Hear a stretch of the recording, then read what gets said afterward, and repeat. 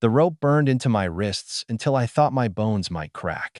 Every tug against the coarse hemp only made the fibers bite deeper, drawing lines of fire under my skin. My arms had long gone numb, but the pain lived on like a pulse. I sat in the back room of Burke's saloon, the air thick with sweat, whiskey, and fear. Eliza was beside me, tied to her own chair, her breath coming in short, ragged gasps. She was trembling so hard the wood beneath her shook. My little sister, only 21, looked at me with eyes so wide, so wet. I thought she might drown in them. She still had that innocence in her face, as if life hadn't yet decided to scar her. And now, here she was, staring into the teeth of hell. Burke Maddox loomed over us, his frame blocking out the lamplight. His smile was a cruel twist, a thing that reeked of arrogance and rot. Sykes, his shadow in the corner, turned a knife idly in his hand, the blade catching a faint glow each time it spun. "You can't pay me in coin," Burke growled, his voice thick as tar. "Then you'll pay me in flesh." The words slid into my chest like a blade. I tried to keep my chin high, to look at him with something other than the fear that flooded me. But when his hand reached toward Eliza, tracing the line of rope along her arm, my breath left me in a rush. My sister whimpered, and that sound broke me. I could fight I wanted to, but the truth pressed down on me like a millstone. There was no fighting. Not here. Not with him and his knife at her throat. I swallowed hard. My lips cracked from the slap he had already given me. My voice came out broken, trembling, each word a piece of myself I could never take back. I took it off. Please, let her go." Eliza screamed. "No, don't. Please." Her cry tore through me worse than the ropes ever could. In that moment I felt naked, though my clothes still clung to me. Naked because I had given up everything that made me whole, my pride, my dignity, to protect her. Burke laughed, sharp and cruel, like the snap of a whip. "What a brave sister," he mocked, dragging me up by the arm. "Offers herself like a lamb." Eliza thrashed in her chair, tears streaming down her cheeks. "Somebody, please, help us." Her voice cracked against the wooden walls, a desperate echo that felt swallowed by the noise of the saloon outside. And then, suddenly, there was silence. Boots. Slow, heavy boots against the floorboards.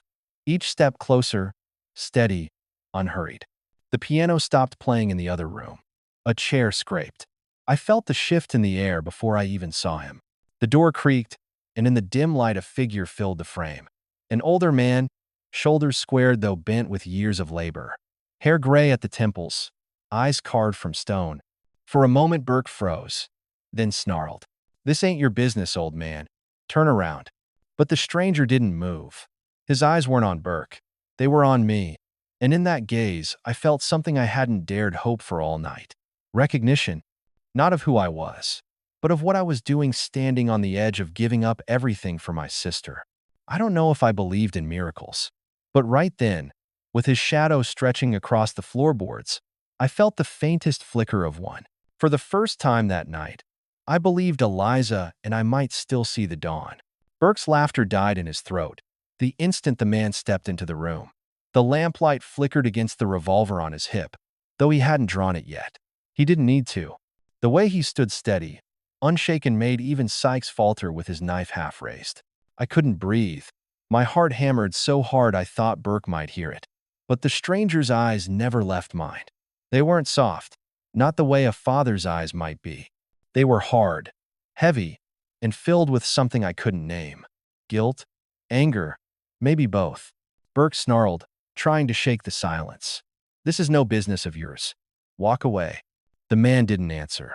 His hand twitched near his gun, slow, deliberate. Every second felt like a lifetime, the air thick enough to choke on. I wanted to scream for him to help, but my throat was raw, my voice gone. Instead, I prayed silently, willing him not to turn his back. Burke yanked me tighter against him, his grin twisting back. "You see this one?" he mocked. "She already offered herself up. Said she took it off. Brave little dove. Maybe I'll take the younger one after, just to be fair." Eliza's scream split the air, high and broken. "Please, mister, don't let him." That was when it happened. The man moved smooth, faster than thought. The revolver cleared the holster, gleaming under the weak lamp. The click of the hammer pulling back was louder than thunder. The room froze. Sykes stiffened, knife still half raised, his grin gone in an instant. Burke's face twitched, his bravado cracking under the weight of that cold, steady stare. "Untie them." The man's voice was low, gravelly, yet it filled every corner of the room. Not a request, a command. For a heartbeat, Burke hesitated. His eyes darted from the gun to me, to Eliza, then back. I felt his fingers tremble on my arm. He knew the stories. Everyone did. Jack Colton, the old soldier who never missed. With a curse, he shoved me forward and tore at the ropes. Sykes's knife clattered to the floor. My arms fell free, blood rushing back into them in sharp, painful stings. I stumbled, nearly falling, but I caught Eliza instead, wrapping her in my arms. She was shaking so hard her tears soaked my shoulder. For the first time that night, I held her not in despair, but in hope. Jack Colton's gun never wavered. His eyes stayed locked on Burke, daring him to try again. And for the first time, I saw fear in the face of the man who had terrorized half this town. In that silence, with Eliza clinging to me, I realized something. The nightmare wasn't over. Burke's glare promised as much. But for now, just for now, we were alive. And I owed that to the stranger who chose not to walk away. My legs felt like water as Burke shoved me forward. I nearly fell, but Eliza's sobs pulled me back to myself. I gathered her close, my arms wrapping around her trembling shoulders. Her rope slipped free, and for the first time in what felt like an eternity, we were no longer bound. Jack Colton didn't lower his revolver. He stood there, unmoving, until Burke spat on the floor and backed away, Sykes slinking behind him like a beaten dog. "This ain't over," Burke hissed, his voice coiled with venom. The door slammed behind them, leaving the room in a silence so sharp it rang in my ears. I clutched Eliza tighter. Her face was streaked with tears and dirt, her eyes swollen red. She whispered against my shoulder, "Clara, are we safe now?" I had no answer. My throat was raw, my chest hollow. The truth was, I felt anything but safe. Yet when I looked at the man who had stepped into our nightmare, I found myself clinging to the belief that maybe, just maybe, he could hold the darkness back. Jack holstered his gun with a slow, practiced motion, as if every second carried weight. He didn't look at me, didn't ask for thanks. Instead, he jerked his chin toward the front of the saloon. "Come." His voice was low, steady, not unkind but carved from stone. My knees shook, but I obeyed, guiding Eliza beside me. When we stepped into the main room, the piano man froze, his hands hovering above the keys. A few drunks stared, wide-eyed, at the sight of us walking free. Not one lifted a hand, not one said a word. The night air hit me like a slap as we stepped outside. Cold, sharp. The street was nearly empty, dust swirling under the weak lanterns. Jack's boots crunched on the dirt as he led us toward the edge of town. His stride was steady, unhurried, as if men like Burke didn't frighten him in the least. Eliza clung to my arm, her steps stumbling. I could feel her fear in every shiver, every glance over her shoulder. I wanted to whisper comfort, but all I had was silence. My own heart still pounded, and words seemed too fragile to hold the weight of what we had survived. At the hitching post, a horse waited an old gelding with a broad chest and patient eyes. Jack lifted Eliza first, his big hands surprisingly gentle as he settled her onto the saddle. She whimpered, clutching the horn as if it were the last solid thing in the world. Then his eyes turned to me. For a heartbeat, I hesitated. Pride and shame wrestled inside me, but exhaustion won. I let him lift me up behind my sister. The leather creaked beneath us, the smell of horse and dust oddly grounding after the stench of Burke's back room. Jack swung up behind, taking the reins with a calmness that unnerved me. He didn't speak, not once, as the horse carried us out of Dry Creek. The town lights faded behind us, swallowed by the dark plains. Only the sound of hooves, the sigh of the wind, and Eliza's quiet sobs filled the night. I leaned forward, pressing my cheek to her shoulder. We were free of the saloon. Yes, but Burke's words clung to me, sharp and heavy. "This ain't over." And deep down, I knew he was right. The ride out of Dry Creek felt endless. The night stretched wide and hollow, the stars like cold eyes watching from above.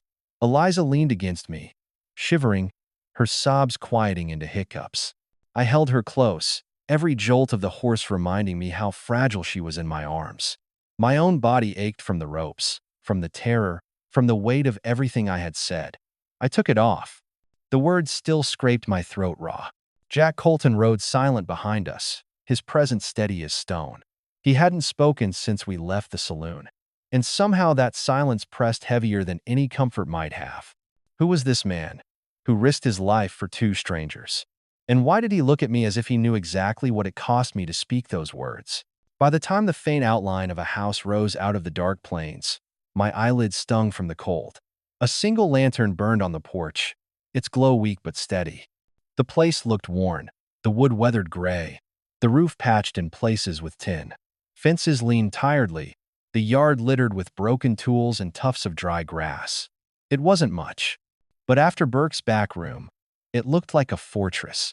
Jack dismounted first, his boots crunching on the hard ground. He lifted Eliza down with surprising gentleness, then offered me his hand.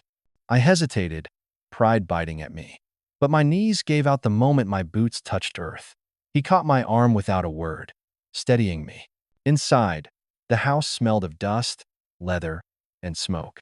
A small fire glowed in the hearth, throwing shadows across a table scarred with years of use. Jack moved with quiet purpose, setting out tin cups, pouring water, placing a loaf of bread between us. Eliza devoured her share like she hadn't eaten in days. I chewed slowly, my stomach tight, every bite reminding me we were still alive. For a long time, none of us spoke. The crackle of the fire was the only sound. Jack sat across from us, his face carved in stone, eyes distant. I couldn't read him.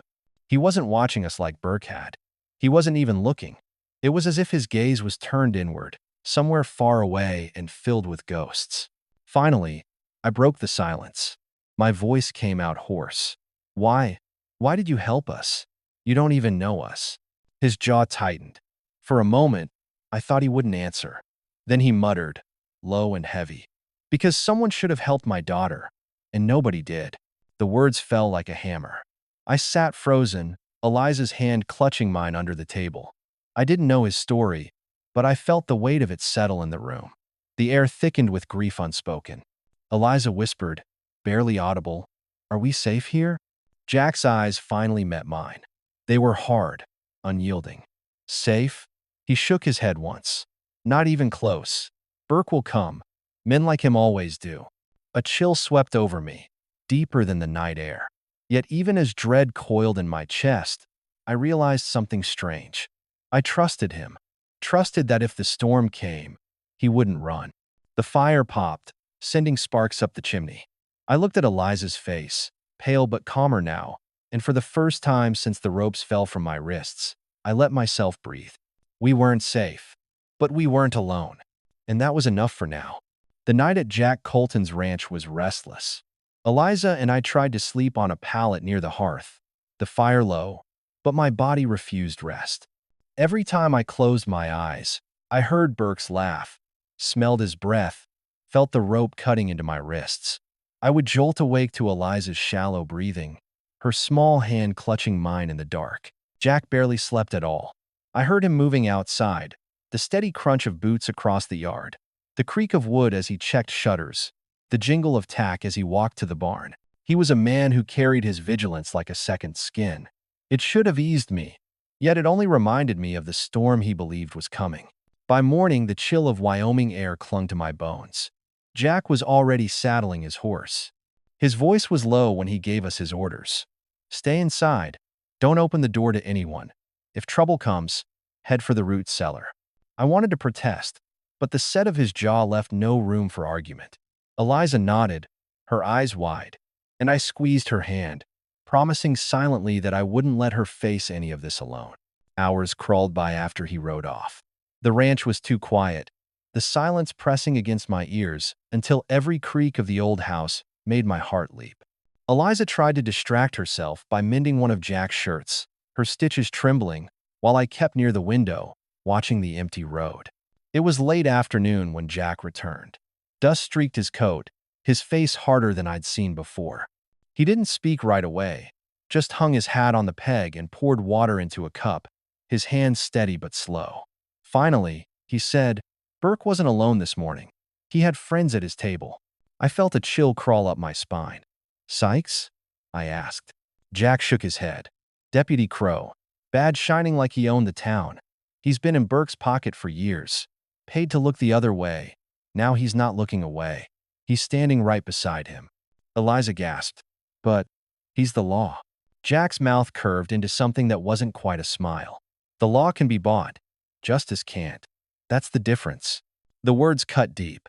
I thought of all the nights I had prayed for help, for protection, for someone to make the world fair again. And now, even the badge was nothing more than another weapon in Burke's hand. Jack leaned against the table, his eyes narrowing. Crow made it plain. If Burke says you owe him, then you owe him. As far as that badge is concerned, you're his property. My stomach turned. Eliza's hand found mine under the table, her fingers cold, trembling. I whispered, barely able to form the words. "Then, what chance do we have?" Jack looked at me then, straight and unflinching. "One, stand, or we run until there's nowhere left." The silence that followed was heavy as iron. I wanted to believe there was a way out, some hidden path that would spare us. But deep down, I knew there wasn't. Men like Burke never stopped. And men like Crow, cloaked in the false armor of law, made the fight nearly impossible. Still, when I met Jack's eyes, I felt a strange fire kindle in my chest. Not hope exactly, but resolve. If Burke thought I was his to claim, he hadn't reckoned with the sister who had already given everything once. The next morning, Jack told us he was riding into town again. His voice was calm, but I saw the tension in his shoulders, the way his eyes lingered on us before he spoke. "Stay close to each other. Don't step outside this door," he said. "If trouble comes, the cellar." Eliza wanted to argue, but her voice cracked before a word could leave her lips.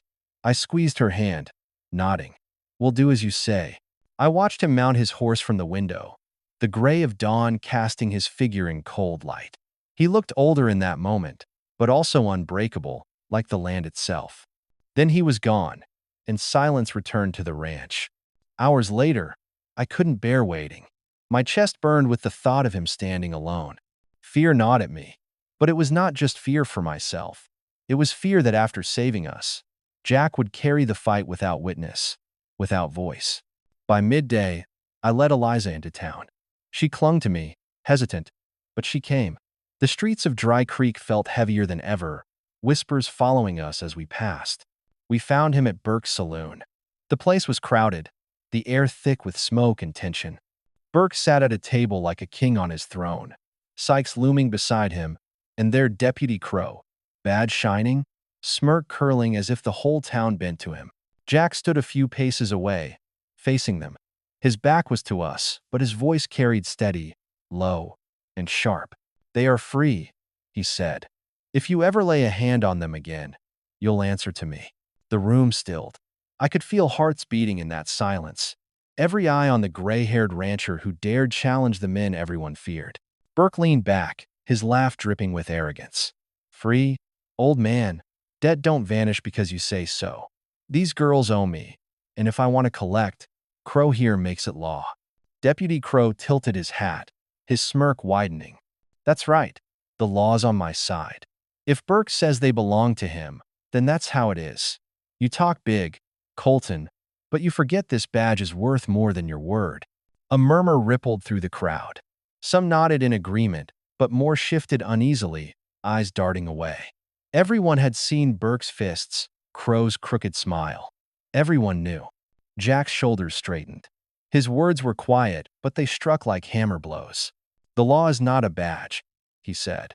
"The law is justice, and justice has been missing in Dry Creek for too long." I felt Eliza grip my arm, trembling, as his words sank into the room. Faces turned, whispers grew louder.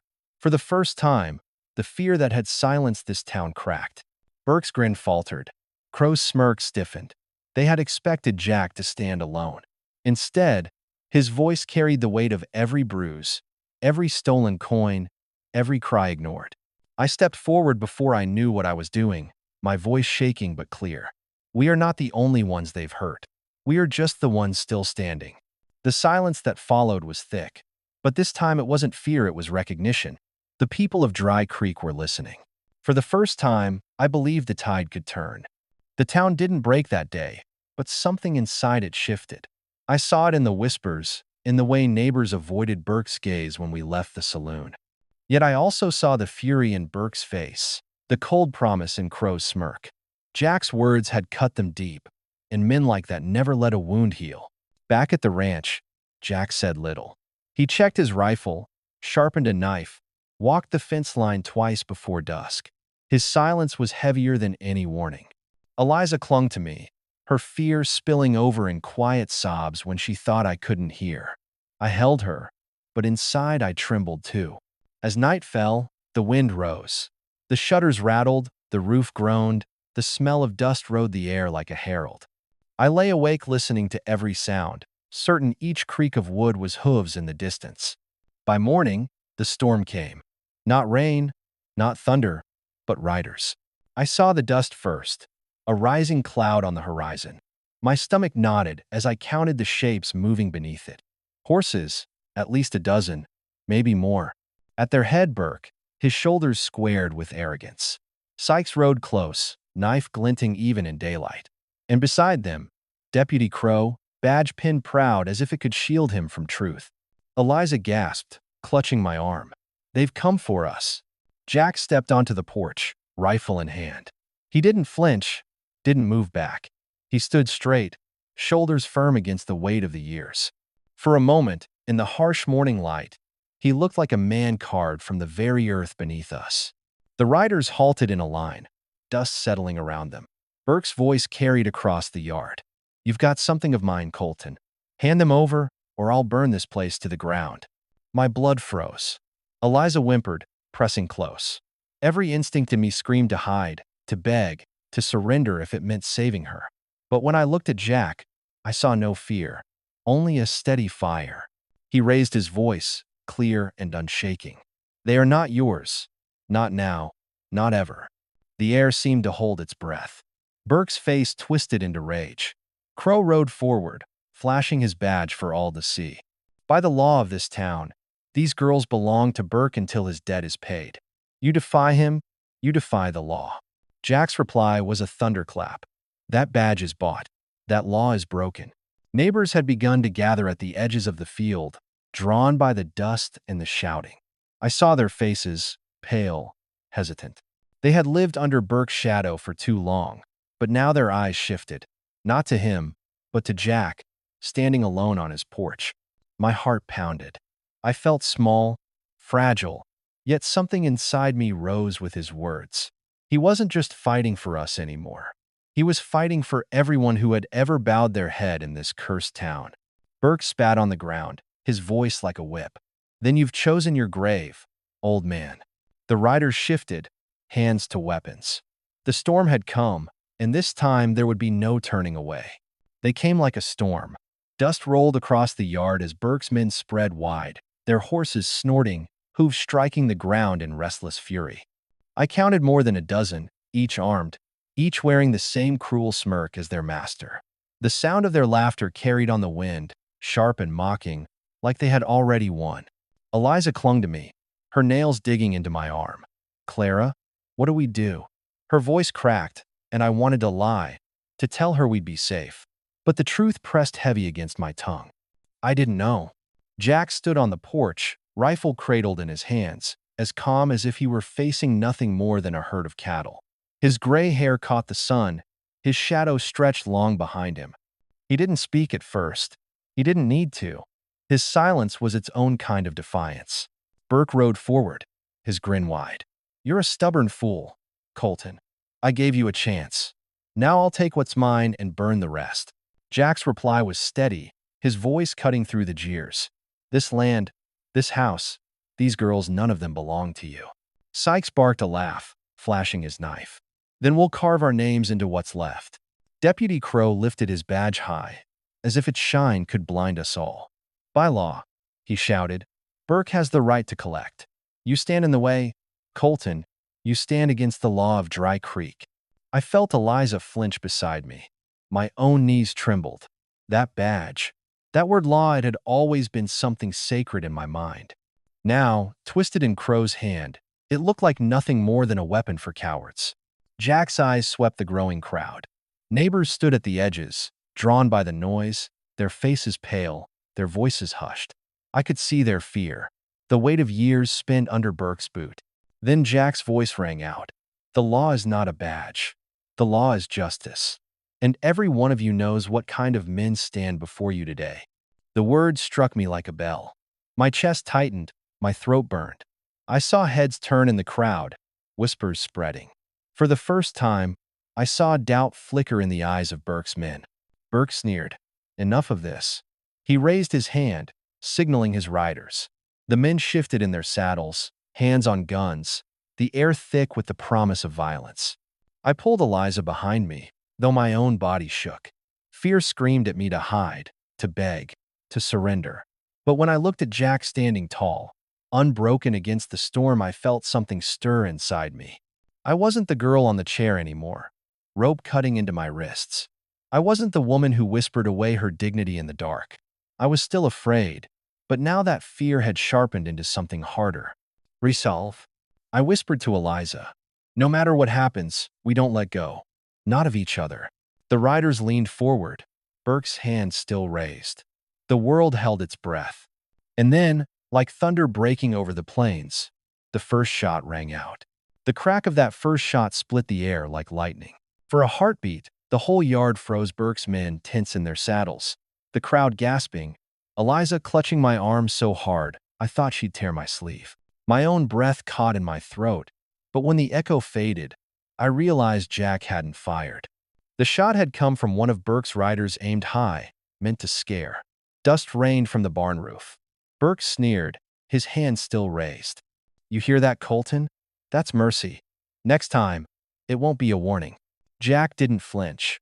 His rifle stayed leveled, his voice steady as iron. You think fear will keep them silent forever?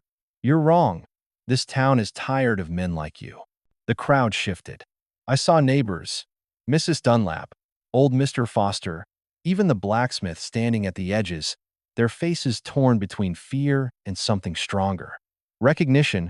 They'd all felt Burke's hand, Crow's corruption. Jack's words were cracks in the dam, and I prayed they would break it. Deputy Crow rode forward, his badge catching the Sunday. By law, he shouted, his voice ringing hollow. These girls belong to Burke. Anyone standing with Colton stands against Dry Creek's law. Something inside me snapped. My knees trembled, but I forced my voice out, raw and shaking. Then the law is a lie, because I am not his, and neither is my sister. The words silenced even the horses. My heart pounded so loud I could barely hear, but I felt Eliza press into me, her small voice joining mine. We are not the only ones they've hurt. We are just the ones still standing. A murmur rippled through the crowd. People nodded, muttered, faces hardening as if a veil had lifted. Burke's snarl twisted into rage. Enough. He dropped his hand. Riders shifted, hands on triggers, the glint of steel everywhere. For an instant, I was sure the yard would explode in blood. Jack moved first. He didn't fire, he stepped forward. His voice cut sharper than bullets. You all know the truth. You've seen the bruises. You've heard the cries. How many times did you turn away? How many times did you bow your heads? He raised his rifle high, not at Burke, not at Crow, but to the sky. The gesture cracked something open. The blacksmith stepped forward, then Mrs. Dunlap. One by one, voices rose, shaky at first, then stronger. No more. We've had enough. This ends today. Burke's riders faltered, their smirk slipping as the tide shifted. Fear crept into their eyes. Men who had thrived on silence now faced a roar they couldn't contain. Crow's face drained of color. He shouted over the noise. You'll all regret this. You're siding with an outlaw. But no one listened. Hands reached for him, neighbors closing in. His badge no longer shielded him. It marked him for judgment. Burke cursed, spurring his horse, but even he saw the change.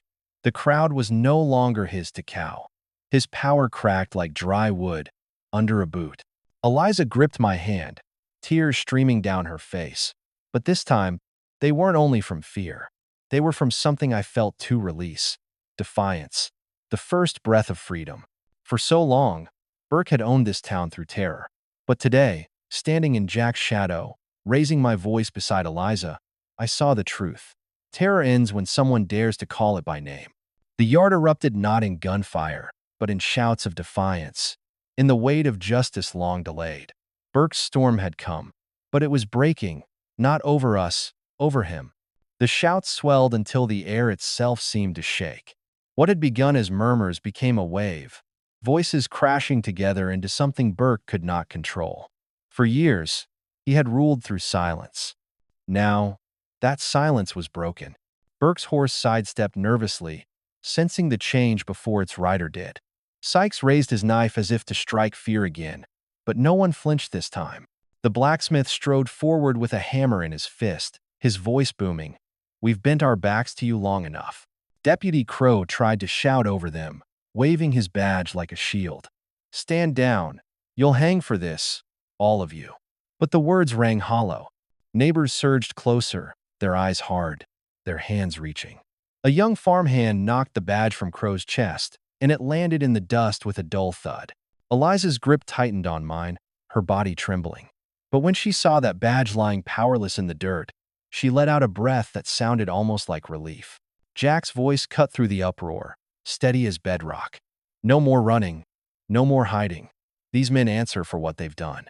The crowd roared agreement. Burke tried to spur his horse through them, but hands caught his reins. A woman I recognized, Mrs. Dunlap, who had once come home with bruises no one dared question, stood firm in his path. Her eyes blazed as she spat at his boots. "Not today, Burke. Not ever again." They dragged him from the saddle. He thrashed, cursing, but rope wound around his wrists quick and tight. Sykes lunged, knife flashing, only to be knocked down by 3 townsmen. His blade clattered to the dirt, swallowed by a sea of stomping feet. Within minutes, both he and Burke were bound, their arrogance stripped away like bark from rotten wood. Crow's fall was uglier. He shouted until his voice cracked, promising the army, the judge, God himself would punish us. But when even the oldest women turned their backs on him, his words fell like ash. They pulled his badge away, his gun, and shoved him into the dust beside the others. I stood frozen, Eliza pressed against me. For so long I had believed we were powerless, that men like Burke and Crow owned every choice we had. Now I watched as ordinary hands, hands that had mended fences, baked bread, raised children, turned the tide of an entire town. Jack lowered his rifle at last. His shoulders sagged, heavy with years, but his eyes were lighter than I had ever seen them. He stepped off the porch and stood among the people, not above them. "Justice isn't a man's word," he said quietly. "It's what we choose together. Today, Dry Creek chose." The words carried farther than any gunshot. A hush fell, not of fear but of reverence, as if the town itself had exhaled for the first time in years. Eliza's tears spilled freely, her face buried in my shoulder. I stroked her hair, my own eyes burning. I thought of the ropes, the shame, the way I had whispered away my dignity to save her. And now, seeing Burke bound at the feet of those he had tormented, I realized I had not lost everything. I had found my voice, and with it, perhaps, a new beginning. The storm had broken, and for the first time, I believed the dawn ahead would be ours. When the dust settled, the yard looked like a battlefield without blood. Burke, Sykes, and Crow lay bound in the dirt, their curses nothing more than broken echoes swallowed by the crowd's resolve. The neighbors who had once lowered their eyes now stood tall, rope in hand, voices firm. For the first time since I could remember, Dry Creek did not belong to them, it belonged to us. Eliza clung to me, her sobs quiet now, her body trembling with something that felt different than fear. Relief, maybe, or hope. I brushed her hair back from her face and whispered, "It's over." The words felt fragile, as if they might crumble the moment I spoke them, but she nodded, clinging tighter. Jack stepped forward, his rifle lowered, his shoulders heavy but unbowed. He looked at the men who had tormented this town for years, then at the faces of the people around him. His voice was quiet, yet every ear bent to hear. You have your justice. Don't ever let it be stolen from you again. The crowd murmured, not in fear, but in agreement. I saw heads lift, backs straighten. It was as if a great weight had finally been shaken off. When they led Burke and his men away to face judgment beyond Dry Creek, the air seemed to breathe easier. The dust cleared, the sun broke through, and for the first time, I felt warmth on my skin that wasn't shadowed by dread. That night, back at the ranch, Eliza and I sat at Jack's table. The fire burned steady, its glow soft against the lines of his face. He didn't speak of victory, didn't boast. He simply poured water into our cups and set bread on the table, as if nothing had changed. But everything had. I studied him across the flicker of flame, the man who had walked into hell for two strangers. His eyes still carried sorrow, shadows of a daughter he could not save. But there was something else now, a light, faint but real. Peace? Maybe. Or the beginning of it. I found my voice, steadier than I expected. You didn't have to stand for us. You didn't owe us anything. He shook his head slowly. I owed it to myself, to her. His gaze flickered toward the fire, and I knew he meant his daughter. His loss would never vanish, but in saving us, he had reclaimed something he thought forever lost. I reached across the table, my hand brushing his. It was a small gesture, but it carried everything words could not. Gratitude, respect, a promise that what he had done mattered, more than he would ever admit. Eliza leaned against my shoulder, already drifting into sleep, her face peaceful for the first time since that terrible night. I held her close, my heart swelling with something I hadn't felt in so long. Dignity. I had thought I lost it forever when I whispered away my pride in Burke's back room. But standing today, raising my voice beside Jack's, I had found it again. Outside, the coyotes sang to the rising moon, their cries sharp against the quiet plains. Yet inside, the silence was gentle, healing. The storm had come, and it had passed. Tomorrow would bring its own trials. The land was still harsh, the world still cruel. But we would face it different now, not as victims, not as shadows, as survivors, as a family chosen not by blood, but by courage. And when the dawn broke over Dry Creek, painting the horizon gold, I knew it was not just another morning. It was the beginning of something new for Eliza, for Jack, and, at last, for me.